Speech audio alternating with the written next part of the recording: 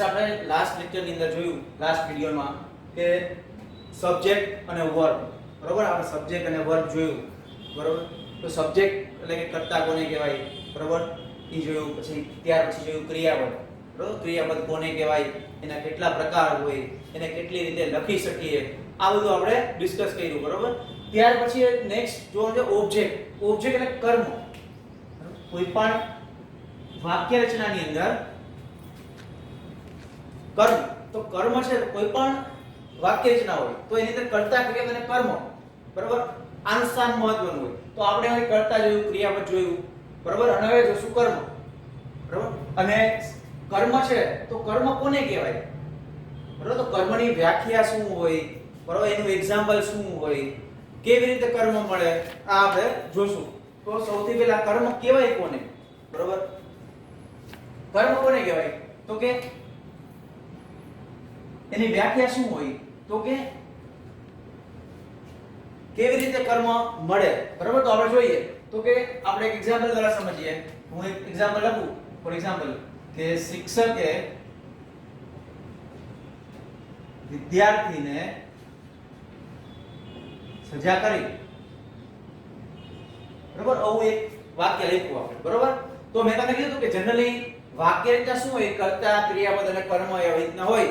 પણ ગુજરાતી વાક્ય રચના છે એમાં ક્રિયાપદ ક્યાં હોય, આપણે જો જોઈ ગયા કે ગુજરાતી વાક્ય રચના છે તો એને ક્રિયાપદની અંદર વાક્યના અંતે હોય. તો આમાં આપણને ખબર પડી જશે તમને કે કર્તા શું છે, બરોબર, ક્રિયાપદ શું છે. તો તમે એમ કહેશો કે વિદ્યાર્થી જોઈ દીધું સાહેબ, તો વિદ્યાર્થી કર્મ હોય ને, એમ નહીં. વિદ્યાર્થી કર્મ છે, બરોબર છે, સાચી વાત છે, પણ કેવી રીતે કર્મ મળે, બરોબર. ઘણીવાર એવું બનશે કે એવા વાક્ય આવશે તો તમને ખબર નહીં પડે કે એની અંદર ક્રિયાપદ શું છે, કર્મ શું છે, કર્તા, બરોબર. તો આપણે એને પ્રોપર મેથડ સમજવું પડશે કે એની ડેફિનેશન શું છે, કેવી રીતે કર્મ મળશે, આ આપણે જોઈએ, બરોબર. તો કર્મની વ્યાખ્યા શું, સૌથી પહેલા તો કે જેના ઉપર ક્રિયા થતી હોય, જેના ઉપર ક્રિયા થતી હોય અથવા તો ક્રિયાની અસરને સહન કરે એને કર્મ કહેવાય. જેના ઉપર ક્રિયા થતી હોય અથવા તો ક્રિયાની અસરને સહન કરે એને શું કહેવાય, કર્મ કહેવાય. ફોર એક્ઝામ્પલ, હવે આપણને કેમ ખબર પડશે કે ક્રિયાની અસરને સહન કરે, બરાબર, ક્રિયા કોના ઉપર થઈ, બરાબર. તો જો આની અંદર કે શિક્ષકે વિદ્યાર્થીને સજા કરી, આ એની વ્યાખ્યા, આ એનું એક્ઝામ્પલ. તો આપણે એની વ્યાખ્યા શું આપી તો કે જેના ઉપર ક્રિયા થતી હોય અથવા તો ક્રિયાની અસરને સહન કરે એને કર્મ કહેવાય. તો હવે આપણે જોયું, તમને ખબર છે કે શિક્ષક છે શું છે તો કે સબ્જેક્ટ, ક્રિયાનો કરનાર કર્તા છે. પછી શિક્ષક દ્વારા કઈ ક્રિયા કરવામાં આવી તો કે સજા કરવાની. તો સજા અહીં શું થયું તો કે વર્બ છે, બરોબર, ક્રિયાપદ છે. હવે સજા છે એ સહન કોણે કરી, સજા એ ક્રિયા. તો હમણાં આપણે કીધું કે ક્રિયાની અસરને સહન કરે, તો સજા એટલે ક્રિયા, સજા સહન કોણે કરી તો કે વિદ્યાર્થી. તો આને શું કહેવાય તો કે ઓબ્જેક્ટ, બરોબર. તો આ રીતે તમે કહી શકો કે આ ઓબ્જેક્ટ છે, બરોબર. તો આમાં એવું એક્ઝામ્પલ છે એટલે કહી શકીએ આપણે. બીજો એક્ઝામ્પલ જોઈએ આપણે. ફોર એક્ઝામ્પલ હું એમ લખું કે રામ કેરી ખાય છે, તો તમે તરત કહી દેશો સર રામ છે એ કર્તા છે, બરોબર. ખાવું એ શું છે તો કે ક્રિયાપદ છે, બરોબર, વર્બ છે. અને કેરી છે એ શું છે, ઓબ્જેક્ટ. પણ એ કઈ રીતે મળે તો સમજો. હવે કઈ રીતે ક્રિયા કર્મ છે એ મળે, બરોબર. આપણે જોઈએ તો જોઈએ કે વોટ એટલે કે શું, અને બીજું છે whom એટલે કે કોને. સમજો હવે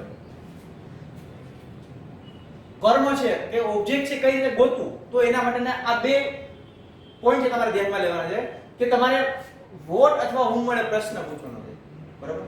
પ્રશ્ન પૂછવાનો છે, બરોબર છે, પણ કોને પ્રશ્ન પૂછવાનો છે તો કે વાક્યમાં રહેલા ક્રિયાપદને પ્રશ્ન પૂછવાનો. તમે ભણી ગયા કર્તા કોને કહેવાય, ક્રિયાપદ કોને કહેવાય, તો તમારે વાક્યમાં રહેલા ક્રિયાપદને વોટ અથવા whom વડે પ્રશ્ન પૂછવાથી જે જવાબ મળે એને શું કહેવાય તો કે કર્મ કહેવાય.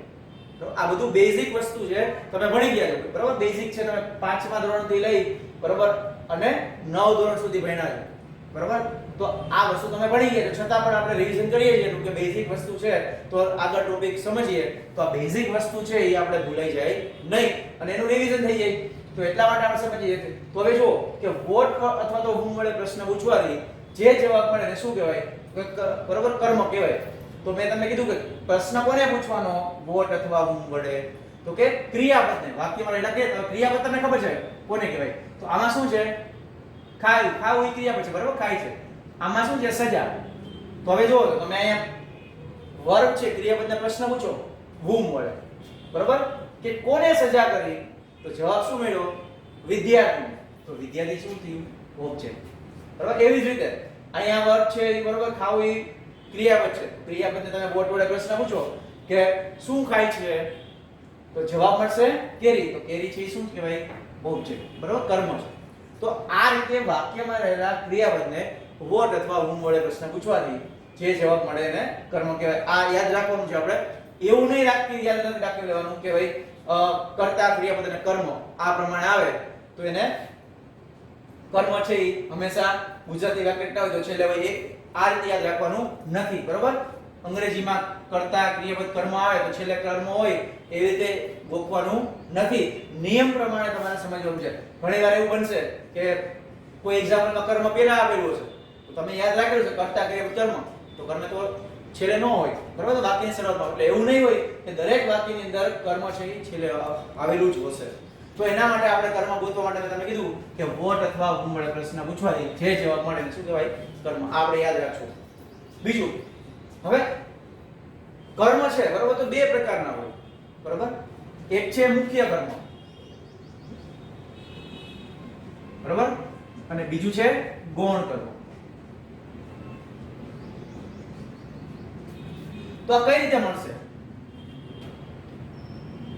બરાબર? મુખ્ય કર્મ કોને કહેવાય? ગૌણ કર્મ કોને કહેવાય? તો જો, બરાબર, તમારે કારણ કે આ શેના માટે સમજવું જરૂરી છે, બરાબર? મુખ્ય કર્મ અને ગૌણ કર્મ. તો કે જ્યારે આપણે એક્ટિવ પેસિવ ભણશું તો એની અંદર તમારે એવો નિયમ હોય કે કર્મ હોય, તમે ભણી ગયા છો કે ભાઈ 8મા 9માની અંદર કે કર્મ હોય તો એને વાક્યની શરૂઆતમાં મૂકો, પેસિવની વાક્યને ભણો તો કર્મ અને વાક્યની શરૂઆતમાં પહેલા મૂકો. પણ જ્યારે વાક્યની અંદર બે ઓબ્જેક્ટ આવેલા હોય તો ત્યારે શું કરશો? બરાબર? વાક્યની અંદર બે ઓબ્જેક્ટ છે તો કોને પહેલા મૂકશો? બરાબર? તમને ખબર કેમ પડશે કે મુખ્ય કર્મ શું છે, ગૌણ કર્મ શું છે? તો એના માટે આપણે સમજીએ કે કેવી રીતે મળે મુખ્ય કર્મ.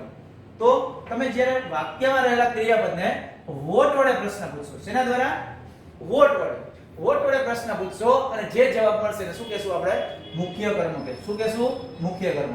અને whom વડે પ્રશ્ન પૂછવાથી જે જવાબ મળશે એને શું કહેવાશે?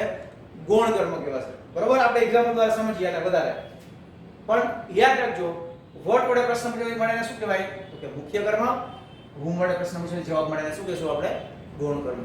જોઈએ આપણે એક્ઝામ્પલ દ્વારા સમજીએ.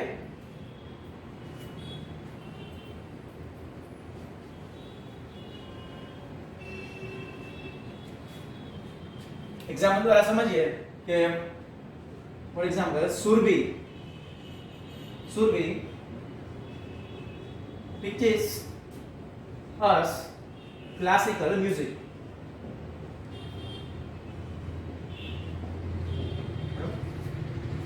Surabhi teaches us classical music. તો હવે સુરભી છે એ અમને ક્લાસિકલ મ્યુઝિક શીખવે છે, બરોબર? તો હવે જો આમાં કર્મ શું છે? તો આપણો નિયમ હતો કે વોટ અથવા whom વડે પ્રશ્ન પૂછવાથી જે જવાબ મળે એને શું કહેવાય? તો કે કર્મ, બરોબર? તો કર્મ કોને પૂછવાના, બરોબર? પ્રશ્ન કોને પૂછવાનો આપણે વાત કરી હતી, બરોબર? વાક્યમાં રહેલા ક્રિયાપદ, બરોબર? તો વાક્યમાં રહેલા ક્રિયાપદ શું છે? તો કે ટીચ, શીખવું, બરોબર?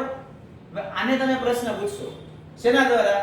તો કે વોટ અથવા તો whom વડે. તો પ્રશ્ન વિચારો, વોટ વડે પ્રશ્ન પૂછીએ કે શું શીખવે છે? શું શીખવે? તો જવાબ મળ્યો શું? Classical music. તો આ જે ક્લાસિકલ મ્યુઝિક છે એને શું કહેશું આપણે? મુખ્ય કર્મ કહેવાય. શું કહેવાય? મુખ્ય કર્મ. સમજાય? બરાબર? તો વોટ વડે પ્રશ્ન પૂછવાથી જે જવાબ મળે એને શું કીધું આપણે? મુખ્ય કર્મ. તો અહીંયા આપણે પ્રશ્ન પૂછ્યો કે શું શીખવે છે? તો કે ક્લાસિકલ મ્યુઝિક, બરાબર? તો ક્લાસિકલ મ્યુઝિક છે એને મુખ્ય કર્મ કહેવાય. બીજું એક્ઝામ્પલ, બરાબર?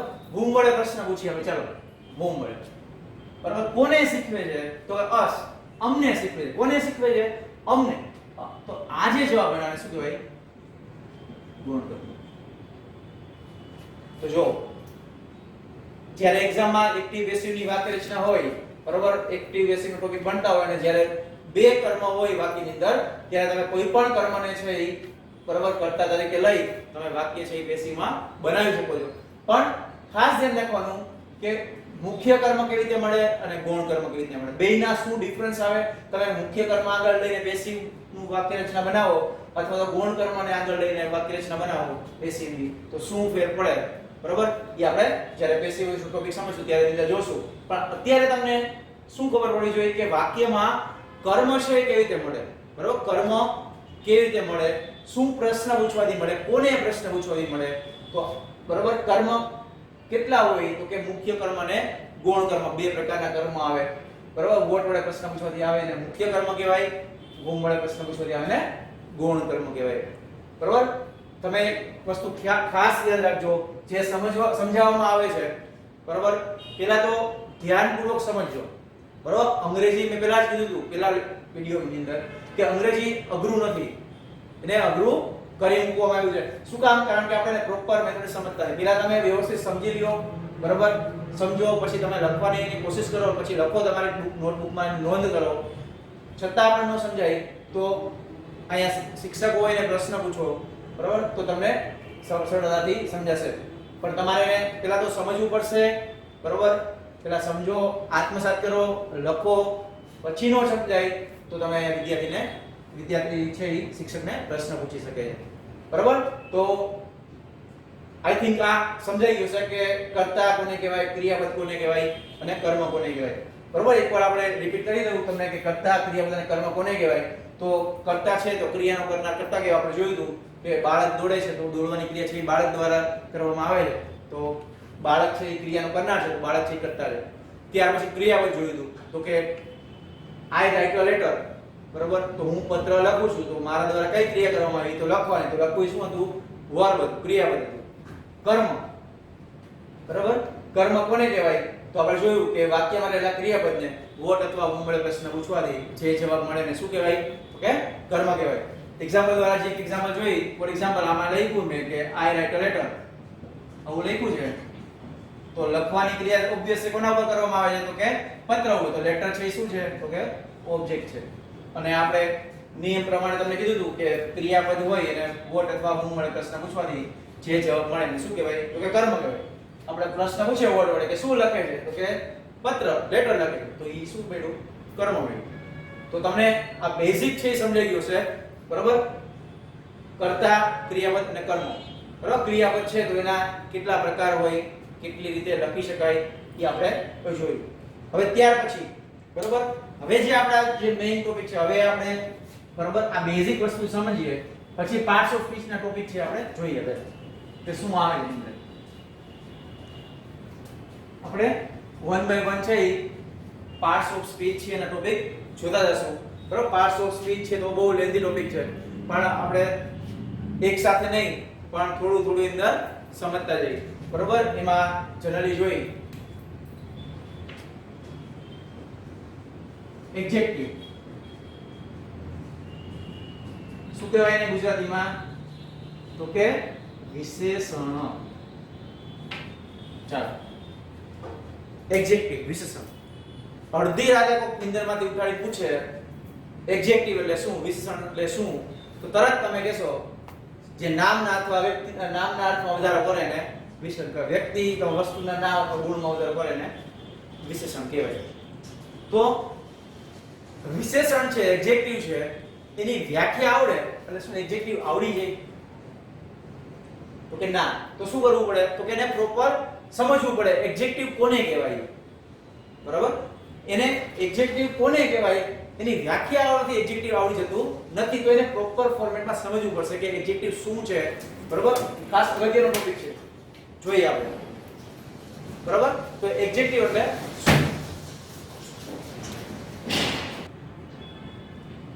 તો એડજેક્ટિવ કોને કહેવાય સમજીએ બરાબર. તમને વ્યાખ્યા ખબર છે તો મેં તમને એમ કીધું કે ભાઈ વ્યાખ્યા આવડે તો એડજેક્ટિવ નો આવડે બરાબર. વ્યાખ્યા સમજવાથી વ્યાખ્યા આવડી જાય તો એડજેક્ટિવ આવડી જાય. તો કે જોઈએ આપણે એક્ઝામ્પલ દ્વારા સમજીએ. હું તો એક્ઝામ્પલ આપું છું કે Rashmi is a prudent student આવું મેં લખ્યું. બરાબર? Rashmi is a prudent student. હવે તમે પ્રશ્ન પૂછવામાં આવે કે ચાલો આમાંથી એડજેક્ટિવ શું છે, વિશેષણ શું છે, બરાબર? તો એ મને કહો કે વિશેષણ શું, તમે તરત બરાબર ઘણા નહીં ખબર પડતી હોય ને એ આ પ્રુડન્ટ છે ને એને શું કહેશે? એડજેક્ટિવ કહેશે. બરાબર? કે આ પ્રુડન્ટ છે એ શું છે? એડજેક્ટિવ છે. તો હવે બરાબર છે, બીજું એક્ઝામ્પલ આપણે જોઈએ એટલે તમને વધારે આઈડિયા આવશે.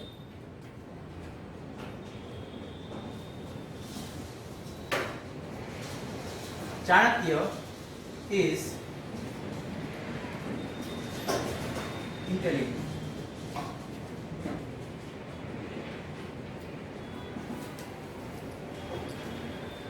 કે ચાણક્ય is intelligent.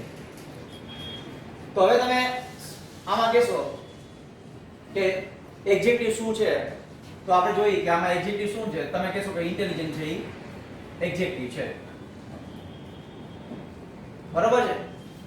ત્યાર પછી નેક્સ્ટ એક્ઝામ્પલ જોઈએ. હવે બીજો એક્ઝામ્પલ જો 80 students are present today.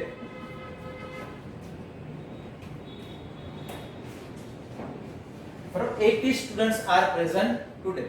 હવે તમે મને એમ કહો કે આમાંથી એડજેક્ટિવ શું છે? તો પહેલા બે વાક્ય હતા એમાં ભલે તમને પ્રુડન્ટ નો અર્થ ખબર નહોતી તો તમે કહી દીધું કે પ્રુડન્ટ છે એ એડજેક્ટિવ છે, આમાં ઇન્ટેલિજન્ટ છે એ એડજેક્ટિવ. શું કામ તમે આવું કહી દીધું? કારણ કે તમે બરાબર કારણ કે તમે જે એક શબ્દના જે એડજેક્ટિવ છે, બરાબર, ફોર એક્ઝામ્પલ થિન છે, ટોલ છે, બ્યુટીફુલ છે, બરાબર, પ્રુડન્ટ છે, ઇન્ટેલિજન્ટ છે, ફ્લેવર છે, તો આવા શબ્દો છે, બરાબર, એનાથી તમે પરિચિત છો એટલા માટે તમે કહી દેશો કે સાહેબ આ એડજેક્ટિવ છે, બરાબર, આ વિશેષણ કહેવાય. બરાબર? પણ ઘણીવાર એવા વાક્ય આવશે કે તમને અંદર ખબર નહીં પડે કે એડજેક્ટિવ શું છે. તો આપણે એને પ્રોપર સમજવું પડશે. આમાં પ્રુડન્ટ નો અર્થ તમને ખબર નથી છતાં તમે કહી દીધું કે પ્રુડન્ટ છે એ એડજેક્ટિવ છે, બરાબર, સાચી વાત છે. પણ પ્રુડન્ટ છે એ એડજેક્ટિવ તરીકે આવે શું કામ એ આપણે સમજવાનું છે. બરાબર? કે એ જવાબ શું કામ આવ્યો? તો હવે મને આમાં કહો કે શું એડજેક્ટિવ હશે? બરાબર? કે 80 students are present today. બરાબર? આમાં ઘણા વિદ્યાર્થીને અંદાજ આવી ગયો હશે કે એડજેક્ટિવ શું છે. બરાબર? છતાં આપણે સમજવાની કોશિશ કરીએ. બરાબર? તમે એમ કહેશો કે સ્ટુડન્ટ છે એ તો નામ છે, નાઉન કહેવાય. બરાબર? ત્યાર પછી ઘણા એમ કહેશે 80 છે એ શું છે? તો કે એડજેક્ટિવ છે. બરાબર? ચાલો આપણે માની લઈએ કે 80 છે એડજેક્ટિવ છે. કેવી રીતે મળશે? બરાબર? તમે આ કહી દીધું કે ચાલો ઘણાને ખબર પડી ગઈ કે આ 80 છે, બરાબર, એ શું કહેવાય? તો કે એડજેક્ટિવ કહેવાય. હવે નેક્સ્ટ એક્ઝામ્પલ જોઈએ. The girl singing on the stage is my student. ચાલો હવે જોઈએ આ વાક્યની અંદર એડજેક્ટિવ શું છે એ મને કહો. નિરાતે સમજો શું કહેવા માંગે છે. The girl singing on the stage is my student. હવે પહેલી નજરે તમે જોશો તો તમને એવું લાગશે કે આની અંદર સાહેબ એડજેક્ટિવ છે જ નહીં. બરાબર? વિશેષણ છે જ નહીં આની અંદર. બરાબર? આની અંદર તમે પહેલા જે ત્રણ એક્ઝામ્પલ છે એની તમે તરત કહી દીધું, બરાબર, કે સાહેબ પ્રુડન્ટ છે, ઇન્ટેલિજન્ટ છે, બરાબર, તમે કહી દેશો કે સાહેબ આ વિશે આવું તમને ખબર. પણ હવે જો તમને આ આવડી ગયું, હું આટલા એક્ઝામ્પલ સમજાવી દઉં અહીંયા સુધી, બરાબર, આ નો સમજાવું, બરાબર, તો તમે એમ કીધું આ સાહેબ એડજેક્ટિવ એટલે શું અમને ખબર પડી ગઈ કે ભાઈ જે શબ્દ છે એ વ્યક્તિ અથવા વસ્તુના નામ અથવા ગુણમાં વધારો કરે એને એડજેક્ટિવ કહેવાય. અને એક્ઝામ્પલ આવી ગયા, બરાબર, ઇનામ છે એટલું સમજાવી દીધું. તમે એમ કહેશો આ ઓકે સર સમજાઈ ગયું.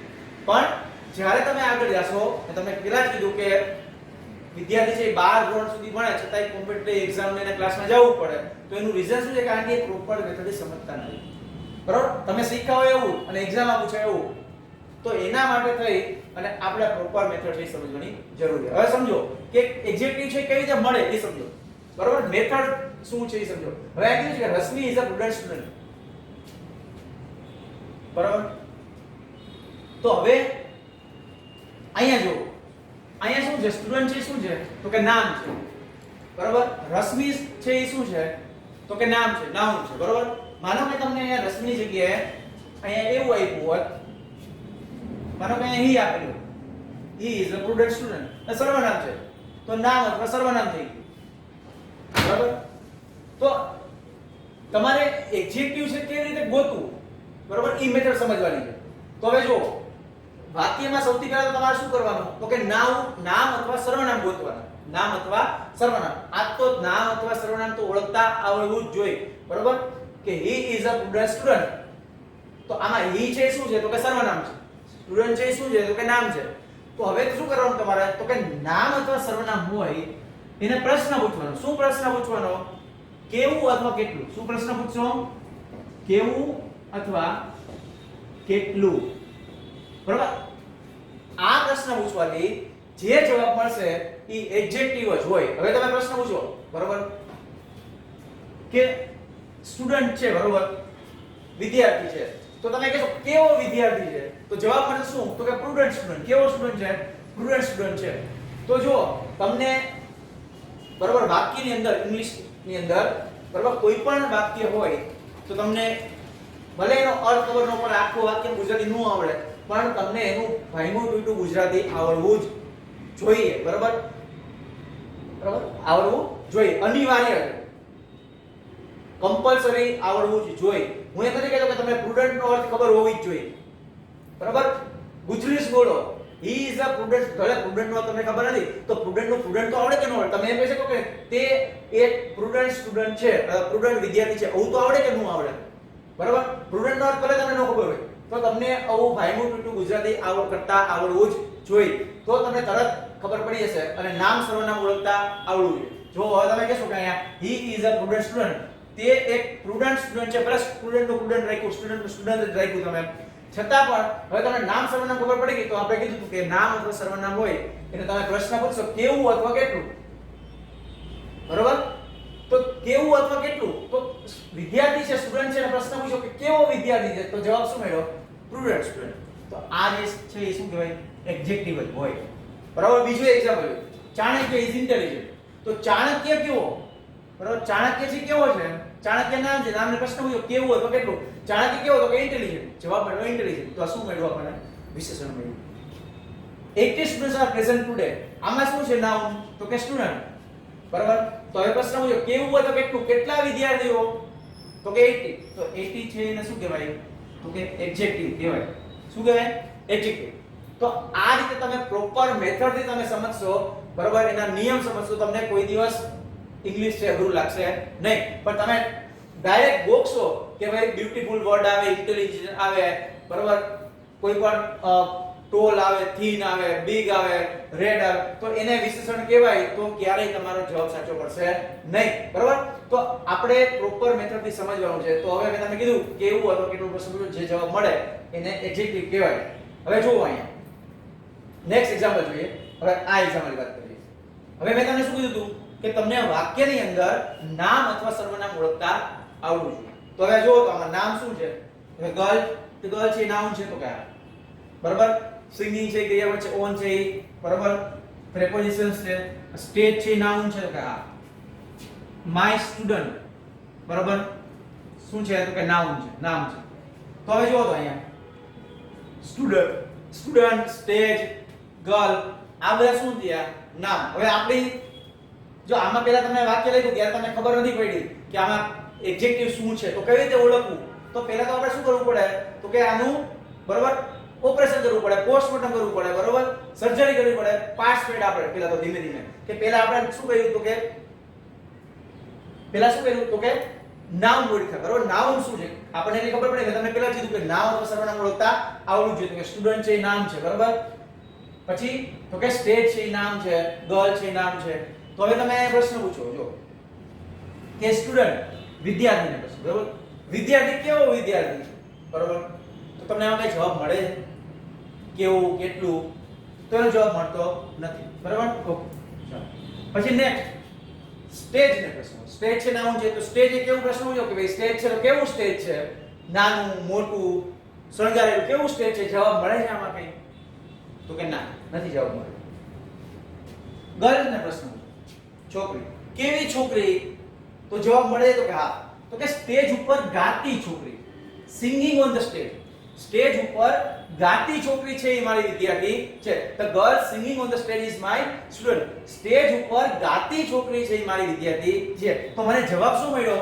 કે સિંગિંગ ઓન ધ સ્ટેજ જો કેવી છોકરી તો કે સ્ટેજ ઉપર ગાતી છોકરી સિંગિંગ ઓન ધ સ્ટેજ બરાબર હવે તો આ જે મળ્યું બરાબર આ શું મળ્યું આપણને એડજેક્ટિવ બરાબર ઇંગ્લિશ ની અંદર તમે અઘરું નથી આ વસ્તુ તમે ગુજરાતીમાં ભણો જ છો ગુજરાતીમાં તમારે વિશેષણ શબ્દ સમૂહ આવું કઈ આવે બરાબર આ ઈ જ વસ્તુ છે બરાબર આને બરાબર આજે ગુજરાતીમાં તમે શબ્દ સમૂહ ભણ્યા બરાબર એને ઇંગ્લિશમાં ફ્રેઝ કહેવાય તો જ્યારે આમાં તમે જો આની અંદર એક કરતા વધારે શબ્દો આવ્યા બરાબર તો આને શું કહેશું આપણે એડજેક્ટિવ ફ્રેઝ કહેવાય શું કહેવાય આને એડજેક્ટિવ ફ્રેઝ કહેશું બરાબર ગુજરાતીમાં તમે એને શબ્દ સમૂહ કહો છો ઈ જ વસ્તુ છે બરાબર પણ તમે અત્યાર સુધી આ એક જ શબ્દના વિસ્તરણથી પરિચિત હતા એટલા માટે તમને આની અંદર ખબર નહોતી બરાબર અને જ્યારે એક કરતા વધારે શબ્દ સમૂહ મળતા હોય બરાબર વિશેષણની અંદર તો એને એડજેક્ટિવ ફ્રેઝ કહેવાય તો હવે તમને આઈ થિંક સમજાઈ ગયું હશે કે એડજેક્ટિવ છે વાક્યમાં કેવી રીતે ઓળખવું બરાબર